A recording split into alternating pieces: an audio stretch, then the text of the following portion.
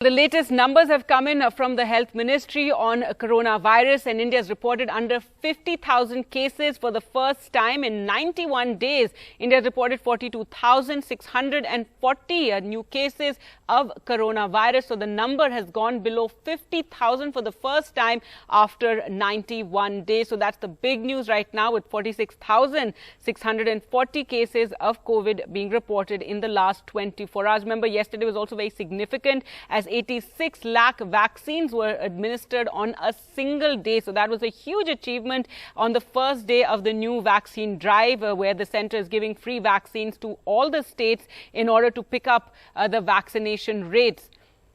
Well, let's go across to NDTV's Sukirti now for more. And Sukirti, finally the numbers going below 50,000 with 46,640 cases being reported in the last 24 hours.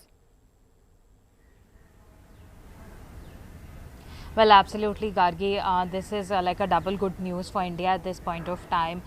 First, we registered this record over 86 lakh vaccinations in a span of about 24 hours, which is India's highest.